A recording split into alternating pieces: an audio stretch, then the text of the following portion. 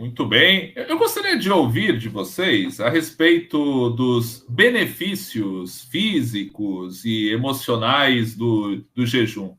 Vocês assim se dessensibilizaram para alguns paladares e sensibilizaram para outros, assim, aumentou o período de saciação, vocês ficaram menos ansiosos, o funcionamento, a produtividade aumentou também. Vamos começar agora com a Laura. Professor, com certeza. Com certeza. Eu sou uma corredora amadora, né? Eu gosto de correr.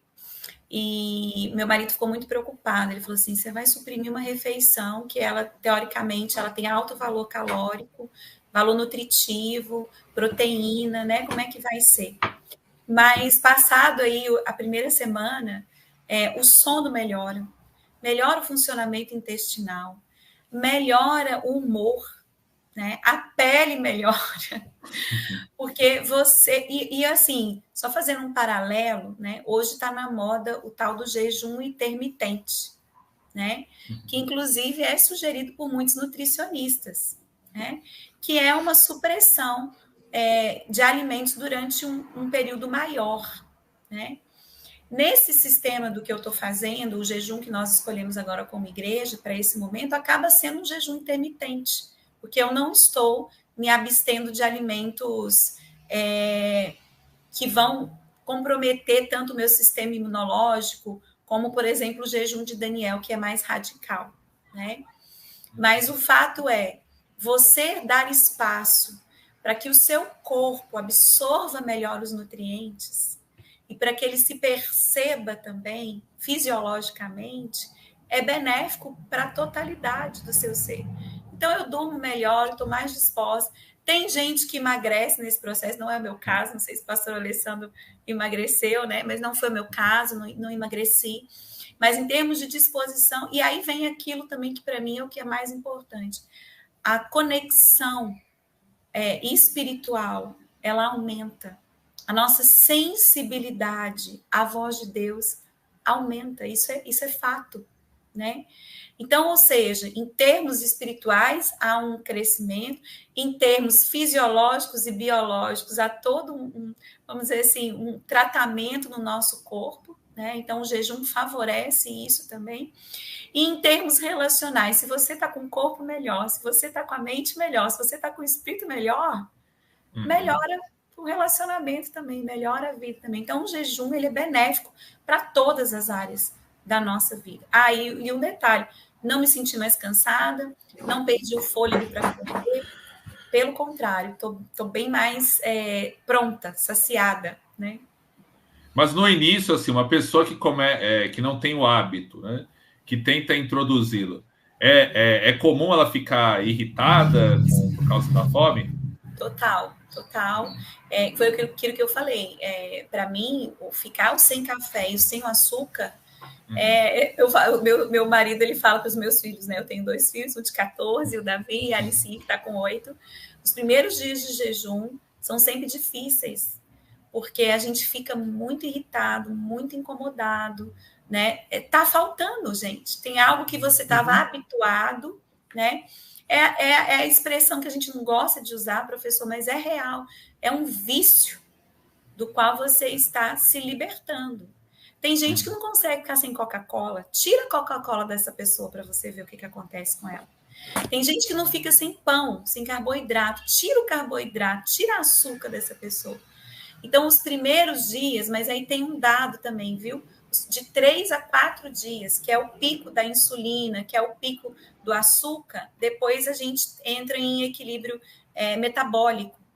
Depois começa a passar. Mas os 3 primeiros dias, de 3 a 4 dias, o que a gente chama de abstinência, gera em nós mal-estar físico, emocional e também espiritual. Muito bem. Alessandro Adinolfi.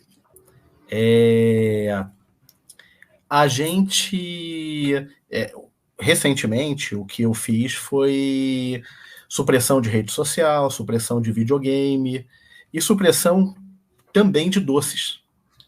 Então, para a saúde, isso é melhor, não tem dúvida. Principalmente por suspender, que a gente fala muito em vício em álcool, vício em cocaína, em drogas, e a gente muitas vezes trata a perspectiva do vício como se fosse uma coisa do tipo, não, vício é um problema deles, porque eu não tenho vícios. E realmente, eu não tenho vício em drogas, não tenho vício em álcool, mas estou sujeito ao vício em açúcar, que é também um vício, que açúcar vicia. Então, suprimir doces ajuda, inclusive, a melhorar o paladar, porque a gente sabe que é aquela história, erros em doces são cobertos com açúcar. Então, quando alguém não sabe fazer um bom doce, enche de açúcar e embrulha e manda. E até o paladar fica mais criterioso, porque você começa a não aceitar uma montanha de açúcar no lugar de algo realmente saboroso. Você fica um pouco mais criterioso nisso. Agora, se livrar do vício de açúcar é uma bênção para a saúde, uma bênção para a vida. E também a própria questão de supressão de games, redes sociais, ela ajuda a te tornar mais focado, te tornar mais produtivo. Ela ajuda. Eu estou até pensando aqui se não está na hora de eu começar um novo jejum sobre esse assunto. Porque realmente é uma coisa que a gente tem que fazer periodicamente, porque ajuda a gente a se redimensionar, a se ajustar. Então, isso é importante. E, sem dúvida, a partir do momento em que a gente começa a remover a tranqueira da casa, isso ajuda a deixar a casa mais limpa, mais iluminada. Então, o nosso próprio relacionamento com Deus melhora a partir daí. É aquela história, você chega lá de repente, vai lá no banheiro e fica lá acessando rede social. Puxa, a gente hoje tem um celular que tem a Bíblia online. Então, de repente, você podia passar aquele tempo lendo a Bíblia, podia passar aquele tempo orando, mas não, tá lá vendo Reels, tá lá vendo videozinho curto para dar uma risada de 3 segundos para aquele negócio que é facinho, que o cérebro pode estar quase que desligado enquanto você assiste. E você tá lá, vê umzinho, vê outro, de videozinho de 30 segundos em videozinho de 30 segundos, daqui a pouco você ficou 1 hora nessa futilidade. Então, você tem benefícios exatamente para a tua vida profissional, para a tua vida espiritual, para a tua vida afetiva, inclusive, para os seus relacionamentos. De repente, você passou a usar menos o celular e vai se relacionar mais com a família. Então, sim, é uma série de benefícios.